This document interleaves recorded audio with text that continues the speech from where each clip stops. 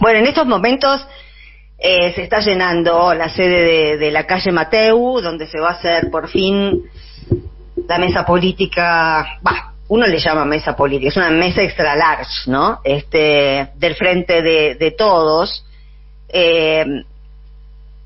Cuando se pidió mesa política desde hace ya más de 2 años, pero más insistentemente desde la salida de Martín Guzmán, nunca se pensó en una cosa como la que está sucediendo ahora en la sede del PJ.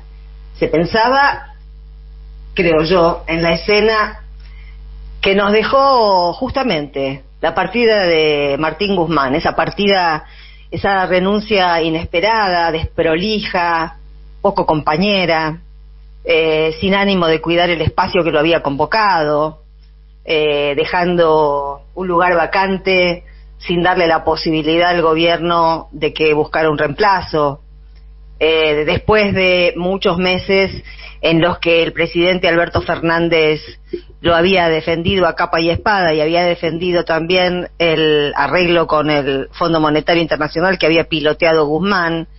Cuando se produjo esa renuncia, vivimos quizá el momento más álgido, más difícil políticamente desde estos 3 años y pico, porque en ese momento había también un intento de desestabilización económica y había muchos intereses, como los hay siempre, de terminar antes de tiempo con este gobierno. Y cuando todo estaba caliente, cuando todo estaba al mismo tiempo árido, la escena que vimos y que salvó las papas de este gobierno lo tuvo el presidente por protagonista, al que hubo que convencer de que llamara finalmente a Cristina y a Sergio Massa.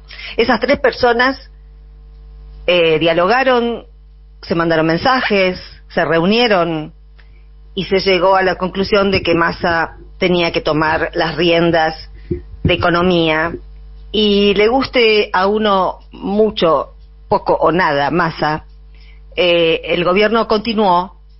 Se aquietaron, por lo menos en ese momento, las aguas. Ahora lo están boicoteando de nuevo, pero uno pensaba en esas 3 patas, en esas 3 figuras.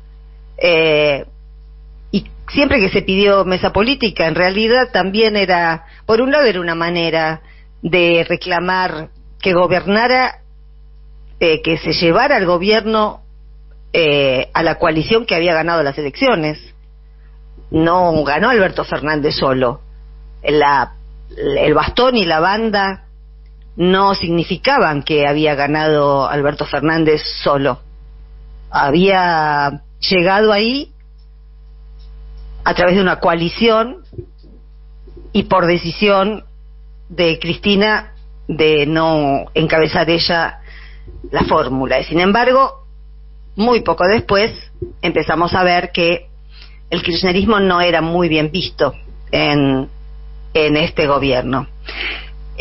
Hoy, en realidad, después de la la reunión de Merlo, hace un par de semanas, se accedió a esta mesa política que se está llevando adelante en estos mismos instantes y a la que fue imprevistamente Máximo Kirchner. Hasta ayer se suponía que no iba a ir, hoy es su cumpleaños, pero sí, llegó junto con Guado de Pedro, nos parece muy bien. No sabemos demasiado exactamente qué va a pasar. Y también es un poco inentendible que no sepamos qué va a pasar, porque es inentendible entender lo que les acabo de contar, en qué condiciones asumió Alberto Fernández y en representación de qué asumió como presidente Alberto Fernández. Y hemos pasado malos momentos, la verdad, en estos últimos años. Ha habido una tensión innecesaria, totalmente innecesaria. Muchas veces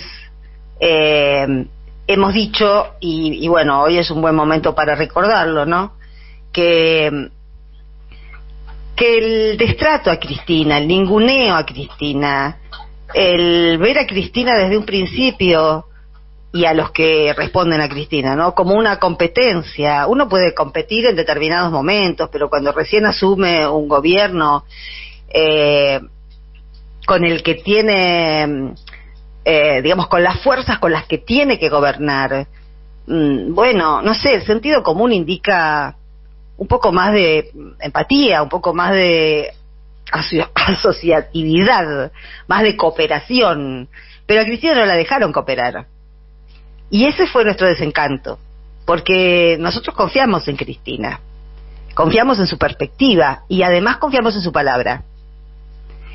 Y nos vimos muchas veces frustrados durante estos años, porque habíamos militado algo que no era lo que estaba gobernando. Entonces, y además nos trataban mal a la persona en la que nosotros habíamos depositado nuestra confianza y sigue puesta nuestra confianza en Cristina. Por eso no a la proscripción, decimos nosotros también, porque no se puede aceptar de ninguna manera que la mafia decida a quién vamos a votar y que se acate mansamente una condena que implica una proscripción y que se acepte así mansamente, no solo mansamente, sino con la sensación de que a muchos les cayó bien esa noticia, porque les abría el camino, se empezaron a entusiasmar un montón.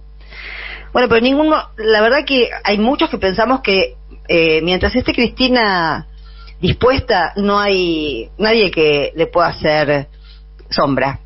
Y además porque el intento de asesinato, que también pasó rápido, ¿no? Pasó rápido, bueno,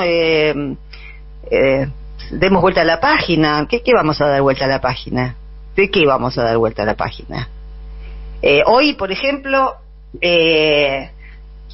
Bruglia y Bertuzzi, de la Cámara Federal porteña, le bajaron la carátula enviada por el juez Martínez de Giorgi a la Cámara Federal en la causa de Revolución Federal. Esa misma causa que Capuchetti no quiere unir a la del intento de magnicidio y que a todas luces tiene que ver con el intento de magnicidio y tiene que ver con los 13 millones que les mandó Caputo, el mismo de Desur, y tiene que ver con las guillotinas, con los cuerpos de ahorcados, con bala a los kirchneristas, bueno, con toda esa porquería que en realidad, dada la actuación de financiamiento en ese grupo por Caputo, nos damos cuenta que es una prolongación del macrismo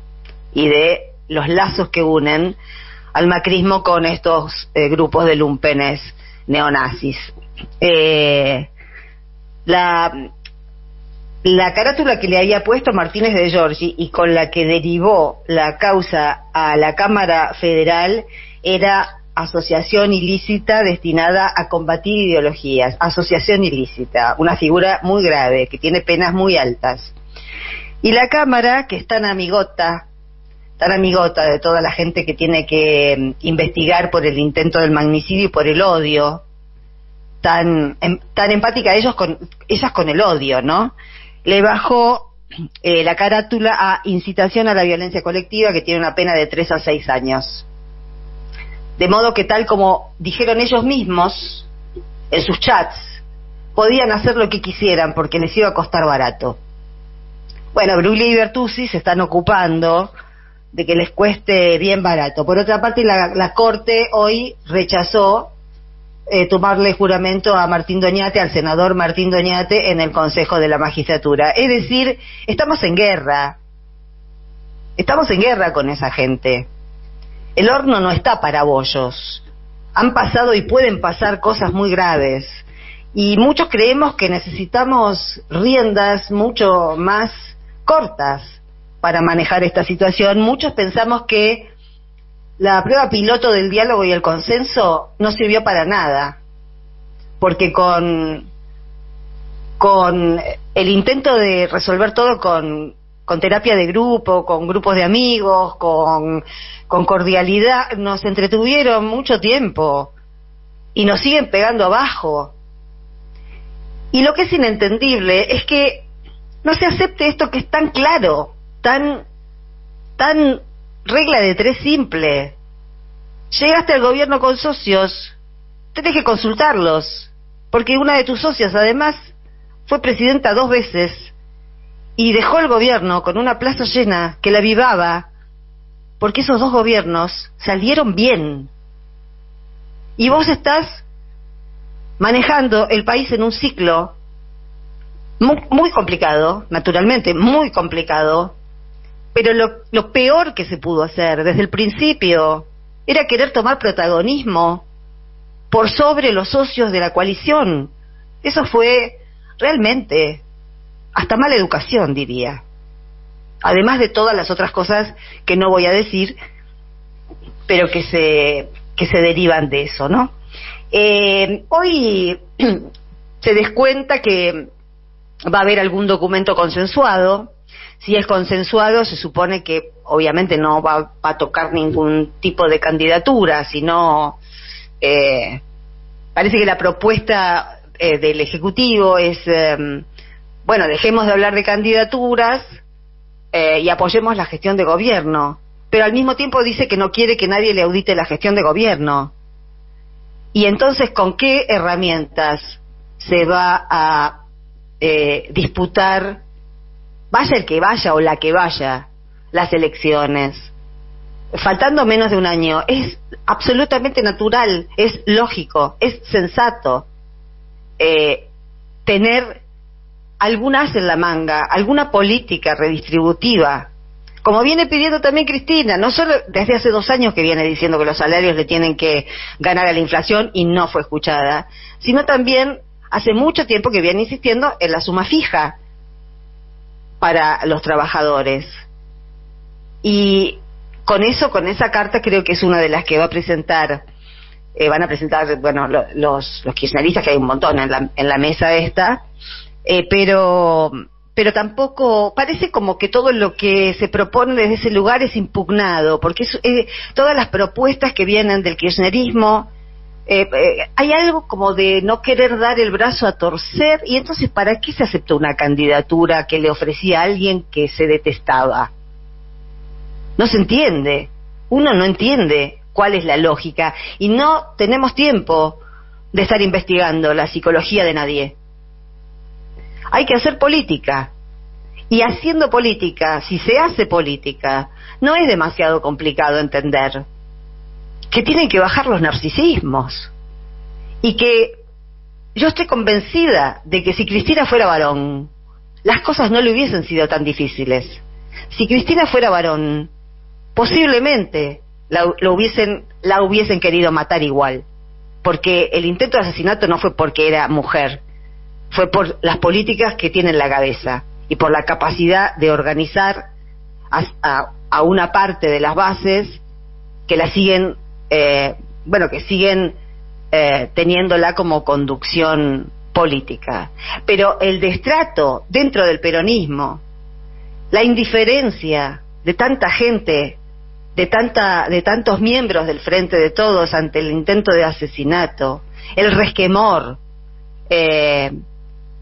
la verdad que no se entiende y es muy doloroso, sobre todo porque es una etapa en la que estamos acechados por monstruos, pero de ninguna manera puede aparecer nuevamente como apareció